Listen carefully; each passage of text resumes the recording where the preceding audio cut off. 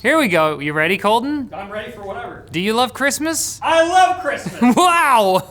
It's the best. Hey everybody, it's Christmas Day, the day people have celebrated for over 2 millennia by gathering together and going through the biggest tech stories of the year. That's right, Colton. Woo! James isn't here right now. He doesn't believe in Christmas. There's nothing that makes me feel warmer inside than repeating traditions for no other reason than people have repeated them many times before, except perhaps for a mug of hot cocoa. This is what this episode is, Colton, in case you were wondering. I didn't know. Christmas. I love Christmas. So grab a cup of hot cocoa yourself and snuggle up with your favorite squishy blanket next to the AKU log, because it's the 2020 Christmas special. And you know what? I'm bringing the Star Wars mug back. Nice. You haven't watched The Mandalorian, I haven't watched season 2. but will you? Oh yeah. It's the only reason you should get Disney Plus or whatever. Skip the last 5 minutes. Yeah, okay. Now, in a normal year, we talk about stuff like companies one-upping each other with misleading marketing, product releases, and price drops, and we'll get to that.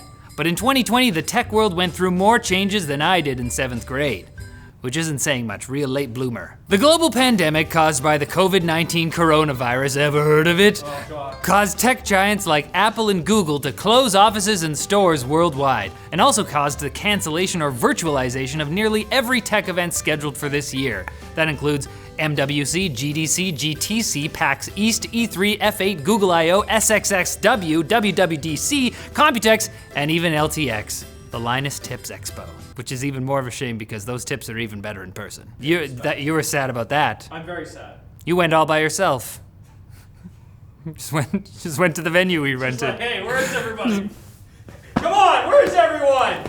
Ah! Movies delayed their theatrical releases en masse, causing a huge boost in streaming service usage, which in turn caused them to reduce streaming quality for a bit before they realized the series of tubes can handle it just fine. In fact, many internet service providers lifted data caps, proving that they're not really necessary, before slapping them back on since they realized, ooh, this virus thing is gonna keep going, I guess. These are their profits. Our profits! Zoom came out of nowhere to become the Kleenex of video chat apps. Do you know what I mean by that? Yep. Like a brand name becoming a generic? That's pretty straightforward. But all video chat apps got a boost, as did tech giants as a whole. Google and Facebook both saw healthy bumps in profits, but Amazon more than tripled their net income from $2.1 billion in Q3 2019 to $6.3 billion this year. Wow. Just imagine how hard Jeff must be working to make that much money. He must be exhausted. He's just at the money crank all day. Oof. You know what? I don't want to think about that. Let's end this story on a positive note. Folding, the process of donating your spare computing power to scientists working on medical research, surged in popularity to the point where the folding at home network is now over 16 times more powerful than the world's most powerful supercomputer. And that project has directed their power towards researching therapies for COVID-19. See, even when things suck, technology can help make things better. Good job, Tech. Before it makes things worse again. And that's what Christmas is all about. Next up, it's the battle between Epic Games and Apple for the hearts and souls of Fortnite players who probably don't care about any of this and just want to play Fortnite. To be fair, that's an admirable goal. I'm with you. However, before Epic went and made a scene, developers and litigators were already drawing attention to the 30% revenue cut and myriad restrictions and guidelines that Apple, that's what I like to call them, Apple has in place in its iOS App Store. But Epic really blasted the issue open when it added a direct payment option to both the Android and iOS versions of Fortnite, bypassing the so-called Apple tax. Apple and Google removed Fortnite from their app stores, but Epic was ready with lawsuits against both of them and a parody of Apple's infamous 1984 ad.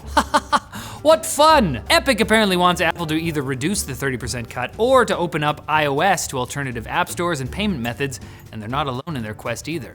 News conglomerates, Microsoft, and other devs criticized Apple's App Store policies, and all of the pressure apparently had some effect. And Apple allowed developers to challenge App Store rules and dropped the store's cut to 15% for devs who made less than $1 million in 2019. Epic and Apple have a trial set for May 2021, so we'll have to wait till then to see whether the industry-shattering effects that Epic wants will actually happen, or whether this was all the multi-billion-dollar company equivalent of a reality show yelling match.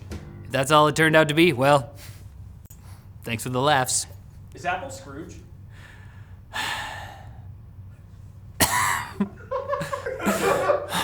Sorry, I'm sorry. Is Apple Scrooge? Keep going. I'm so sorry. I'm doing so bad here. Really? I think there's 2 Scrooges in that story. And there wasn't much tech lovers could do except laugh if they were in the market for a new graphics card or console this past fall, because literally all of them suffered from stock shortages, both due to the pandemic and scalpers. The PlayStation 5 took the brunt of fan criticism early on because retailers launched pre-orders early, confusing all of those gamers who set their alarms an hour too late and mashed F5 on the product page to no avail. Scalpers bought up a ton of stock, and while Microsoft said that wouldn't happen during the Xbox Series X and Series S launch, it did. Nvidia's RTX 3000 series cards also got scalped big time. God, you got scalped, dude. You got hardcore scalped. For some reason, that conjugation of the verb. That led to eBay listings for the cards getting inflated into the tens of thousands of dollars for a single unit. Similar things happened during the launch of the Ryzen 5000 series CPUs and Radeon 6000 series graphics cards. A story about one scalper group made up of 12 people making off with over 2,400 PS5s made it clear who the bad guys were here. Sony. What? No, Colton. Scalpers got robbed at meetups, and things got so bad people were watching a stock checker bot stream a never-ending list of product SKUs, hoping to snag a GPU the moment it was available. I mean, if they didn't get a new model, how were they supposed to play the most anticipated game of the year, Cyberpunk 2077, when it launched to rave reviews? Oh, what a cliffhanger. And we'll get back to it right after this. Now it's time for Quick Bits, brought to you by CuriosityStream, the streaming service with thousands of documentaries and nonfiction TV shows. If you, like me, are as curious as a cat, you'll love their award-winning exclusives and originals on topics like history, nature, science, food, technology, travel, and more, with 35 collections of curated programs handpicked by their experts. Plus, it's available on tons of devices, including Android, iOS, and even Samsung and Sony smart TVs. That is curious. I can tell you're curious, so why don't you click the link in the description below and use code Techlinked to get a year-long subscription for just $14.99. How is this possible? You can find out. Quick Bits! Drop them in a mug of hot cocoa, and you'll definitely get a tingle in your mistletoes.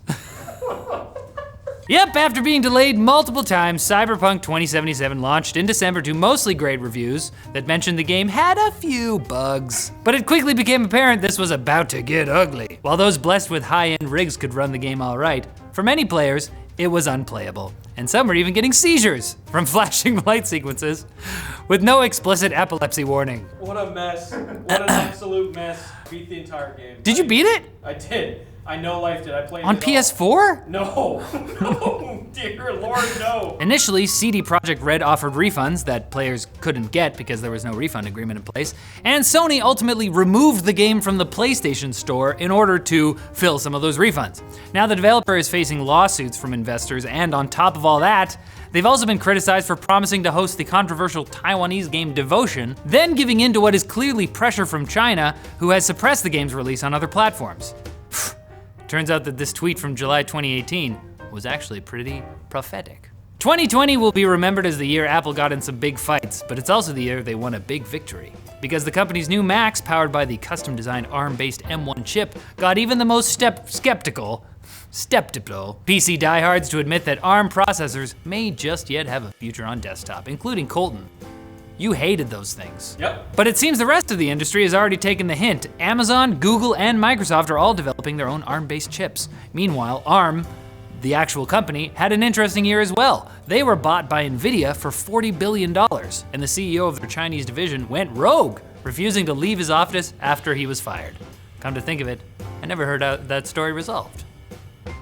Next up, the TikTok ban. Remember that? Everyone was talking about it. Yep. At least until President Trump remembered there was an election coming up. Yes, the US government was concerned about the app's ties to China, so starting around August, the US government tried to force TikTok's Chinese parent company ByteDance to sell the app to Microsoft within 45 days. Well, that deadline passed as Microsoft's seat at the table was taken over by Oracle, and not the lady from The Matrix. China wasn't a fan of the whole scheme, obviously, and called what the US was doing theft. Well, the US doubled down and added WeChat to the ban, which was a bigger deal because WeChat is owned by Tencent, and they're a big deal. They're worth a lot more than 10 cents. I looked it up. Another deadline was largely ignored, and while TikTok did end up making a deal with Oracle as part of a new partnership, people seem to have largely forgot about the whole thing, which is fine by me. Frankly, the less time I spend thinking about TikTok, the more time I have to sip my hot cocoa.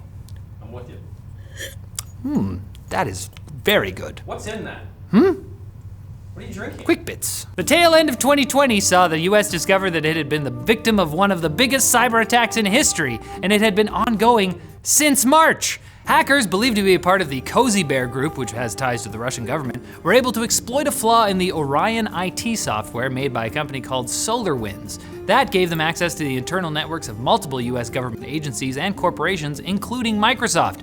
As of filming this episode, the breach is still being investigated. But you know what? I'm tired of all this negativity. Same. Stop hacking things, Colton. Leave it alone. You know what? Let's end up by celebrating one of the weirdest, most wonderful trends to emerge in 2020. Installing the game Doom where it doesn't belong. Programmers and tinkerers have figured out how to play Doom on a pregnancy test, a smart fridge, and even Nintendo's brand new Game & Watch thing. That takes hope. That takes courage. It takes knowledge.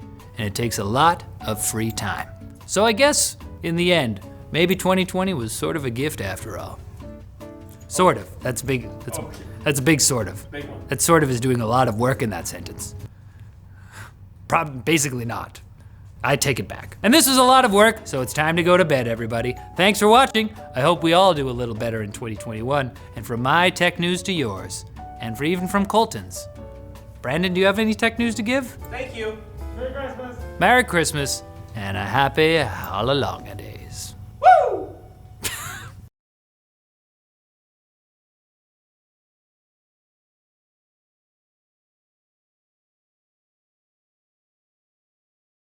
I moved things over. Oh, there we go. You look like my dad trying to use the remote.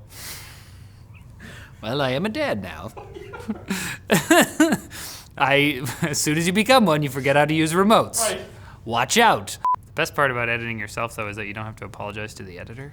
It's just me. Yeah. It's like, Apologize to yourself. Yeah. Exactly. yeah. Did I have it tied up? I did. 2 seconds. You tie these up. You should. Unless you're a degenerate. Unless you're some kind of cyberpunk.